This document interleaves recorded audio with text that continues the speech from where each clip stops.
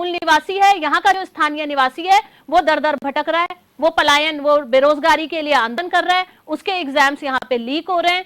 तो ये सारी जो है ये प्रैक्टिकल बातें हैं जो मैडम बड़ी बड़ी बातें यहाँ पे कर रही हैं, लेकिन प्रैक्टिकलिटी की तरफ इनका कोई रुझान नहीं है। दूसरी चीज हम ये कहेंगे कि आज ये जो बात कर रहे हैं कि हमारा बहुत डेवलपमेंट हो गया है, और जो हम उद्योगों की बात कर रहे हैं, 70% मूल निवास के बात आई थी कि 70% यहाँ के मूल निवासियों के लिए रोजगार यहाँ पर होना चाहिए था। अगर मैं उसकी सच्चाई आप लोगों को बताऊं, क्योंकि मैंने स्वयं वहां के जो हरिद्वार में जो इंडस्ट्रीज है वहां पे जॉब की हुई है, और मैं जानती हूँ वहां पे जो पहाड़ से आए हुए बच्चे हैं या जो अनस्किल्ड लेबर में जो काम कर रहे हैं, वो सारे बच्चे कॉन्ट्रैक्ट पे काम कर रहे हैं, उनको ऑन रोल तो फैक्ट्रीज में रखा ही नहीं जा रहा है। और फिर ये बात कर रहे हैं कौशल विकास की। कौशल विकास की स्थिति आप पहाड़ों में जाके देख लीजिए, जिलेवार इनके पास कोई आंकड़ा नहीं होता है, ये एक ऐसे राउंड फिगर लेके आते हैं जनता को भ्रमित करने के लिए।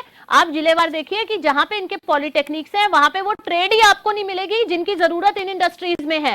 हाँ। वो बच्चे अनस्किल्ड लेबर, आप देखिए 8,000 की सैलरी पे वहां पे काम कर रहे हैं, वो भी कॉन्ट्रैक्ट में, जिसपे उनका ना ईएसआई कट रहा है ना पीएफ कट रहा है, और उसमें भी कॉन्ट्रैक्टर उनके 2,000 रुपए काट के सिर्फ 6,000 उनके हाथ में दे रहा है। तो ये फायदा है यहाँ की इंडस्ट्रीज का, ये इनका जो असली रूप है जो कौशल विकास की ये बात कर रहे हैं। और स्वरोजगार की जो ये बड़ी बड़ी बातें कर रहे हैं, स्वरोजगार असल में धरातल पे शून्य है, क्योंकि मैं भी पहाड़ के गांव से आती हूँ, पहाड़ के जो वहां के जो लोग हैं मेरे संपर्क में है, लेकिन वहां के लोगों को वाकई में कोई काम नहीं मिल रहा है। तो सच्चाई ये है कि ये सिर्फ इनके आंकड़े झूठे हैं, और मुझे मतलब ये चीज अच्छी बात है कि ये आंकड़े लेके आ रहे हैं। नहीं, एक मिनट प्रभा जी, ये अच्छी बात है कि ये आंकड़े जो है झूठे आंकड़े जो है लेके आ रहे हैं, जिससे जनता की आंखें खुल रही हैं। अभी कुछ टाइम पहले इन्होंने वो सहकारिता वाली बात की थी, उस पर भी जनता की आंखें खुली कि अरे असलियत तो कुछ और ही है धरातल पे, और बड़ी बड़ी बातें इनकी हो रही है। और ये जो कह रहे हैं ना कि ये जो कह रहे हैं कि टीवी पे हर एक बच्चा आके बता रहा है कि मुझे रोजगार मिला, अरे 1 लाख करोड़ रुपए जो प्रचार में खर्च हुए हैं वो इन टीवी चैनल्स पे हुए हैं, जहां पे एक बच्चा आके अपनी गुणगान कर रहा है। ये इन्फ्लुएंसर्स को पैसे देके अपना प्रचार करवाते हैं, तो इस मुद्दे पर एक्चुअली सारा पैसा यहीं जा रहा है इनका। ठीक है, प्रेम पंचोली जी से एक फाइनल कमेंट लेना चाहूंगी, 20 सेकंड में आप अपनी बात रखिएगा। प्रेम जी। बिल्कुल, मैं तो सिर्फ इतना कहना चाहूंगा कि जो सत्ता जिन पार्टियों ने चलाई उनके प्रवक्ताओं को तैयारी में आना चाहिए। ये रजत जयंती वर्ष है, बिल्कुल पढ़ के नहीं आते, तैयारी करके नहीं आते तो ऐसी डिबेट में नहीं आना चाहिए। ये बहुत गंभीर मुद्दा है, जैसे आज का जो विषय बहुत संवेदनशील विषय है, और बताना चाहिए कि 25वें साल में आपका आउटपुट क्या है। इन्होंने ये भी नहीं बता पाया कि आपके सेवा योजना कार्यालय में, एम्प्लॉयमेंट ऑफिस में, अगर ये अंग्रेजी समझते हैं, एम्प्लॉयमेंट ऑफिस में कितने शिक्षित बेरोजगार रजिस्ट्रेशन है, और उनमें से कितनों के इन्होंने रोजगार दिया, यही बता दे। ठीक है, मैंने तो पहले भी बोला। प्रभा जी फाइनल कमेंट लेना चाहूंगी, 30 सेकंड में बात रखिएगा। बिल्कुल, ये झूठ, ये गुड़ गोबर इकट्ठा कर रहे हैं, इनको प्लीज तैयारी में आए और बताएं जनता को आपने जो भी किया है, 100 में से चाहे आपने 10 ही किया, पर प्रॉपर बताएं। फाइनल कमेंट ले लेती हूं, फाइनल कमेंट लेती जी। जो डेटा वाली बात होती है तो ये तो इस डेटा पे भी विश्वास नहीं कर रहे हैं कि नौकरियां दी है, ये तो कह रहे हैं कि ये भी झूठा डेटा है और ये प्रचार के लिए किया जा रहा है।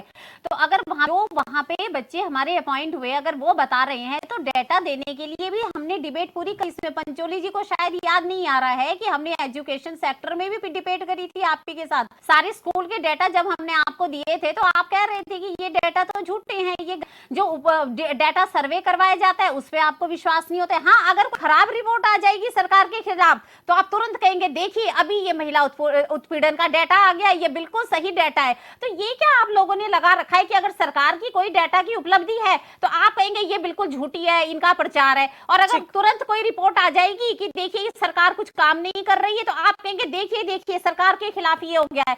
तो कम से कम कहीं तो आप लोग भी फैक्ट्स के साथ बात करिए कि हाँ ये काम हुआ है, आज पहाड़ों स्थिति थी, आज हमारे कितने एम्स खुल गए हैं। तो ये कहीं ना कहीं बहुत तरीका है लोगों को बरगलाने का। मैं यही निवेदन करूंगी। आशीष जी फाइनल कमेंट चाहूंगी, 10 सेकंड में बात रखिएगा। फाइनल कमेंट ले लेती हूँ। प्रभा जी टाइम कम है। आशीष जी समाधान हमें निकालना है। आशीष जी देखिए, मैं तो सिर्फ एक लाइन कहूंगा, बादशाह सुझाव दीजिएगा। आशीष जी सुझाव के साथ फाइनल कमेंट। हाँ, इतना ही कहूंगा कि बादशाह का हुक्म है कि उनकी इमेज ना खराब हो, चाहे प्रदेश गर्त में चला जाए, प्रदेश में पेपर लीक हो और युवा बदहाल हो, पलायन कर दे, लेकिन इनकी इमेज खराब नहीं होनी चाहिए, क्योंकि इन्हें झूठी इमेज पर चुनाव लड़ना। ठीक है। समय की कमी को देखते हुए इस चर्चा को यहीं पर समाप्त करना पड़ेगा। बहुत बहुत शुक्रिया आप सभी का हमारे साथ जुड़ने के लिए, तमाम बातचीत करने के लिए। तो ये चर्चा बेहद खास रही क्योंकि हम रजत जयंती वर्ष में कदम रखने जा रहे हैं और इस मुद्दे पर चर्चा करना बेहद जरूरी हो जाता है, क्योंकि जब विकास की बात होती है तो औद्योगिक क्षेत्र को भी पीछे नहीं छोड़ा जा सकता। और इस क्षेत्र में कितना विकास हुआ वो आज चर्चा के माध्यम से आप समझ गए होंगे, सुलझ गई होगी ये गुत्थी की आखिरकार प्रदेश किस गति के साथ विकास कर रहा है। लेकिन आखिरकार सरकार के पास जो चुनौतियां हैं उससे पार पाने के लिए सरकार कितनी कोशिशें कर रही है, कि वाकई में उस क्षेत्र में सरकार की तरफ से पहल, वो कदम उठाए जा रहे हैं, वो देखने वाला विषय रहेगा। फिलहाल मुझे दीजिएगा इजाजत, तब तक के लिए नमस्कार।